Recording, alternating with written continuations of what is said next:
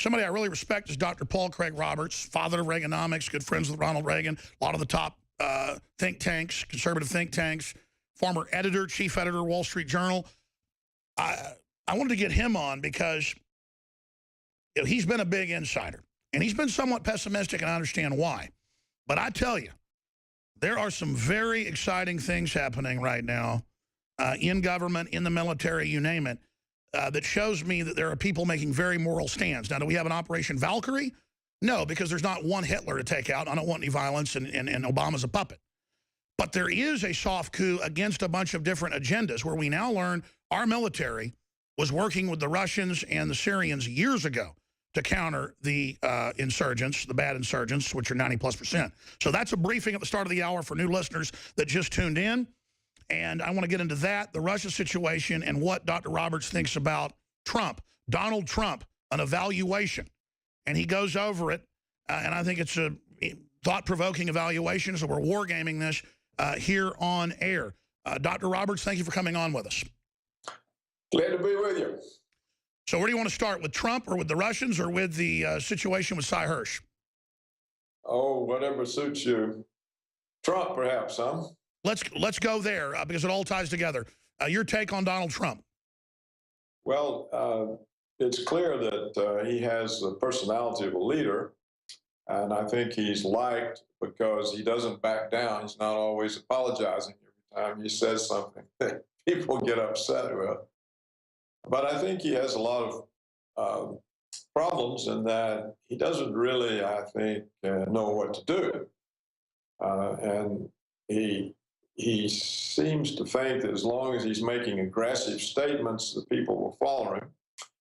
And that's probably the case because they're tired of all these people who are always mealy-mouthed, and Trump's not mealy-mouthed. But he's not, he doesn't come out of the policy community. He doesn't know the policy people who could help him change the policies. It's unlikely he would be staffed up with a government that could help him. That's a difficult thing to do. I mean, it was hard even for Ronald Reagan to get some of us in there. And Reagan was a longtime political figure. He had something of a movement. So my point is that without a movement behind him, without policy knowledge, he's not really well informed. He may not be able to do much even if he gets in office. Would you be willing to talk to him and with some others and advise him on a policy group for his campaign to come in and help him? Because I agree, he's very smart, but has his perspective, and so he does really good in some areas, not so good in others. I mean, obviously, if he picked people from this political spectrum, then that would probably, obviously, not scare the establishment as much either. Of course, I'd be willing to talk to him, but they would just tell him I'm a conspiracy theorist. He won't listen to that. I can get you in touch with him. I'm suspicious of 9/11. So, but another problem he faces, these appointees have to be cleared by the Senate. They have to be confirmed in office. And all the interest groups have their claws into the senators. And so if he tried to put in people who were in any sense controversial in the sense of disagreeing with the neoconservatives or disagreeing that the invasion of Iraq was a good thing or the overthrow of Gaddafi was a good thing, the senators would simply not confirm them.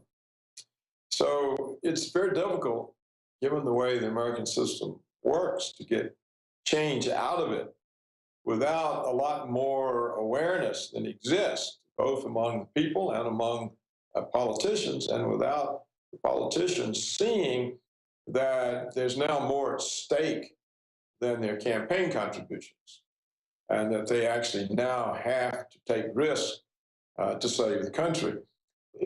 It takes that type of environment for a leader to be successful. And without that environment, it's difficult. But don't we have the climate forming the atmosphere now for that to happen? I don't think so. But I'm willing for there to be. I mean, I don't want to.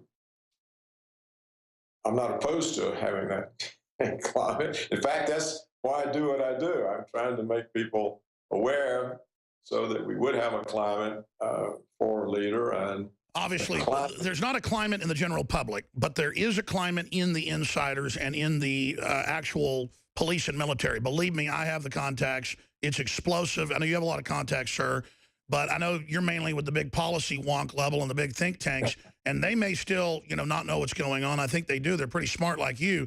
I'm here to tell you, the people that actually do the hanging in this country are really awake right now. Well, that's good news. I was impressed when I saw the former head of the Defense Intelligence Agency tell the truth about ISIS and our involvement. And I've seen I've seen sensible, patriotic things said by other military leaders that, which is revolutionary. And I even think Kissinger's statements that we can't solve any problem unless we're in it together with the Russians. We can't simultaneously solve problems and create conflict with Russia. So exactly, Kissinger's now writing huge articles of papers, basically sounding like you, hedging his bets when we all know he's been involved in all this. So this is a big deal, sir. I mean, I understand that you like to be pessimistic so you don't overshoot how good we're doing, but I'm telling you, there's some real light here coming in. Well, we're going to need these people if they'll have to take more and more risk and show more and more of themselves just in order to block the growing likelihood of conflict with Russia or with Russia and China. This is still the neoconservative policy. Sure. Well, the neocons can kick around Iraq or kick around a few countries they've been, had sanctions on for 20 years. But yeah, they're not going to be able to take on Russia or China. And then I look at Richard Pearl and Wolfowitz and all these guys. They are literally the school wimp who's become a bully. I mean, that's what's scary to me is these are not military people. Well, no, they're not, but they've been in the Pentagon and they've been in the policy positions that control military policy. So I wouldn't say they're powerless or without influence. In fact, we still live in a neocon world. And the media, they still have the media, don't they? I mean, they've got the Wall Street Journal, the Weekly Standard, Fox News. I mean, they got the whole thing. The New York Times, the Washington Post. So, in so much of Washington responds to the print and TV media, not to you and I. I agree with you, but we've come from behind. We're gaining ground in this 12-round fight. What do you make of the calls that we're seeing to have a national tax to, quote, pay to fight ISIS, and then the State Department claims they've helped stabilize Syria? I mean, that's like Jeffrey Dahmer claiming he's against cannibalism. This is so rich. Well, it's like you say, it's very rich. It's not clear to what extent we're actually fighting ISIS. It's our creation. And we hope to use it to, and I say we, I mean the neocons and Washington hope to use ISIS to overthrow Assad, just like they used it to overthrow Gaddafi. When the Russians and the British Parliament blocked Obama's planned invasion of Syria, that's when the neocons turned to ISIS and sent them in there to do the job, pretending they were Syrian rebels fighting against a dictator. So it's not clear, you're probably better informed on this than I am, how much Washington is really fighting ISIS. When the Russians went in there, we were very protective of ISIS and didn't want the Russians attacking ISIS. Well, that's the policy, people. I can tell you directly from high-level Pentagon and many people that have been on the show that this is what's happened. And Cy Hirsch is coming on to break it down. But every time they have the military, whether it was Libya or whether it was Egypt or whether it was the situation in Syria, right down to the non-commissioned officers, right up to pretty much the top. That's why Obama had that big purge the last few years and put a bunch of just desk jockeys in. They got fed up with Benghazi watching for 6-7 hours on the Predator footage of everybody being killed and the order to stand down from Hillary and then seeing her lie. Thousands actually witnessed that, basically. It turned into such a fiasco. That caused a huge sea change to actually watch it for themselves, despite all the corruption made them click. And then all these whistleblowers started exposing the plan to turn loose these al-Qaeda proxy armies all over in a deal with Saudi Arabia to destabilize things. And so the military began blowing the whistle. And so even generals started quietly through Egypt and others feeding the Russians and Assad intel. And then you've got the State Department over there trying to cover everything up with the Pentagon leaking, or large factions of it leaking, that Hillary was in an arms deal. And that's basically what's going on. I mean, Colonel Schaefer told me a couple of years ago that, he was in hearings with Congress. And he said, I'm not going to tell you what I told them, but now I'm going to say this here. So he could obviously not get arrested. And then said to me what was going on. And what he's been allowed to say is directed from folks in the Pentagon, obviously. And I've been talked to other high-level people, higher up than colonels. And they definitely are for real. They also see it as it's such a gamble by the establishment to back al-Qaeda. If this blows back in America, they think they can't spin it in the media that the government didn't bring them in. So they're ready to basically try to separate that our military wasn't involved and blame it on the State Department, even though they were involved from the start, but not willingly. So it's a very sophisticated moment we've reached, sir. Well, I'm not entirely surprised at that. I do know that military officers have had, or a number of them have, not all of them, a number of military officers during this whole neoconservative era have had a very poor opinion of the neoconservatives and their various schemes. And but of course, their promotions and appointments were controlled by neoconservatives, and so they really couldn't do much about it. But I'm glad to see they've had an increasing number of them have had enough and are prepared to put their foot down and to speak the warnings that people need to hear. So I agree with you. That's encouraging news. It's also encouraging that the neocons have not been able to completely corrupt the officer corps. I'm sure they've tried by promotions and other such methods. And the fact that we still have, from what you're telling me, I conclude we still have an officer corps with some integrity and some ability to think about the country and to see themselves not as the end-all, be-all, but to see the country. And so that's a good development. It means that we are in a stronger position than we were. And it means the neocons are in a weaker one. But they're still there.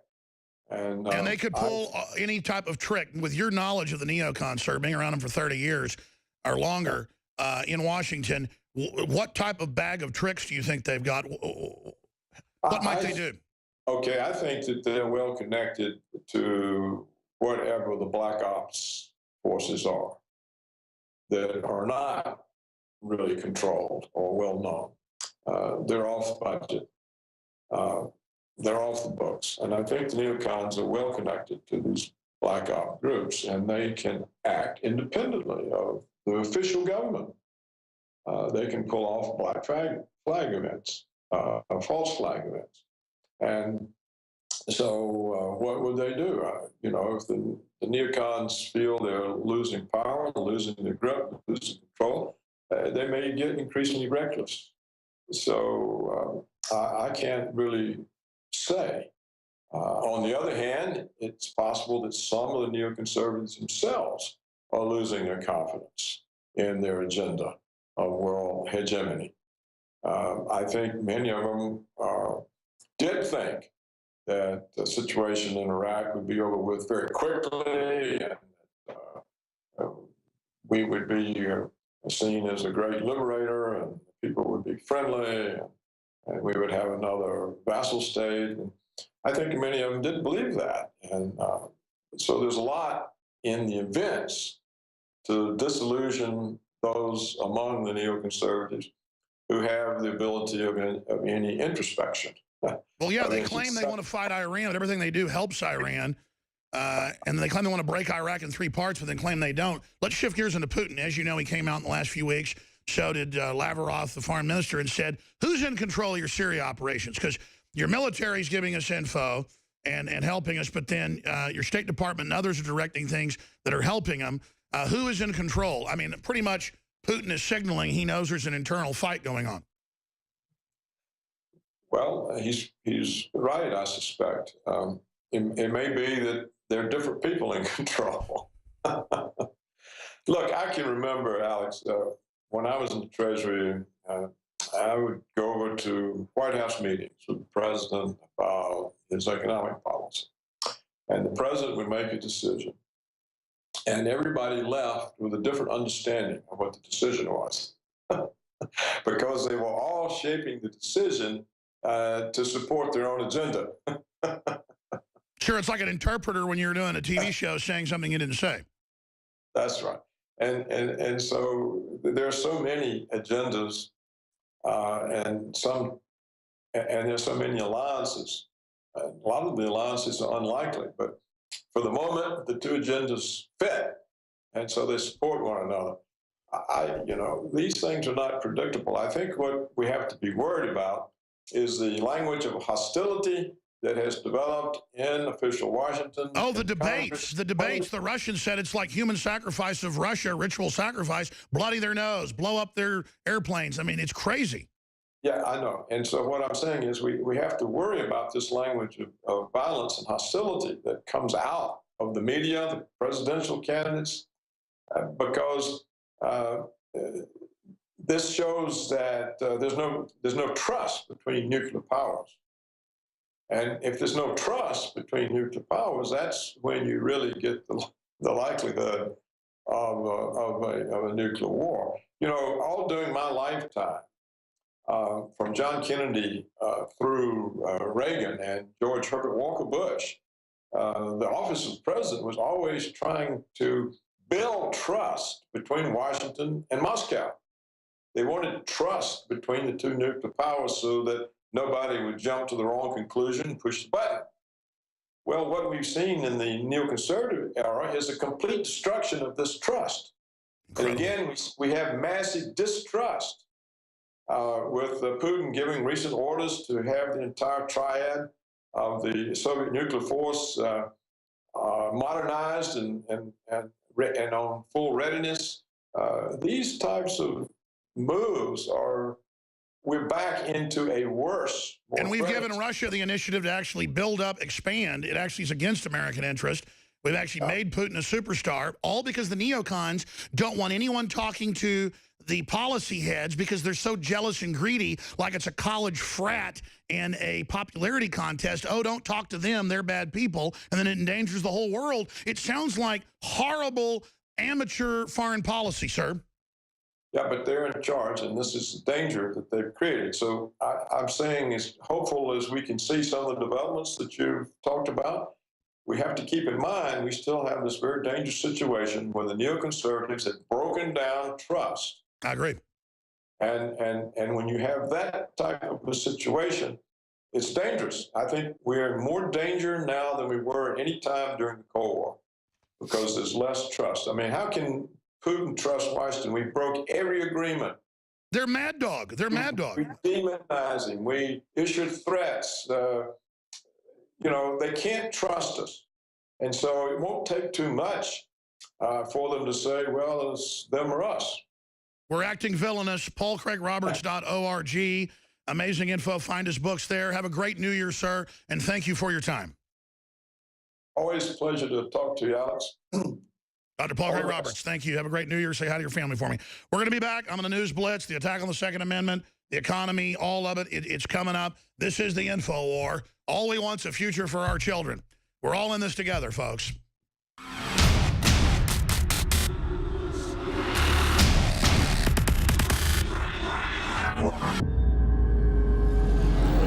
Alex Jones here to tell you about how you can help spread liberty worldwide while also enjoying what I have found to be the best tasting 100% organic coffee on the planet. For more than a decade, my favorite coffee has come from the high mountains of southern Mexico, where the Chiapas farmers grow their unique shade-grown Arabica beans. We have now managed to secure these sought-after beans in a highly customized blend. Discover and try a bag of the Patriot Blend 100% organic coffee at InfoWarsLife.com. This coffee gives you a long, smooth pick-me-up for hours without the headaches and heartburn that so many other coffees give me personally. Hands down, this is my favorite coffee, and it's taken us years to secure connections directly to the Chiapas Mexican farmers. Drop by the site today, order a bag or two, and I don't think you're going to be disappointed. Available in original or with our Immune Support Infusion Blend. You will be supporting a free press, all the while enjoying a truly great tasting cup of my favorite coffee. Available at InfoWarsLife.com.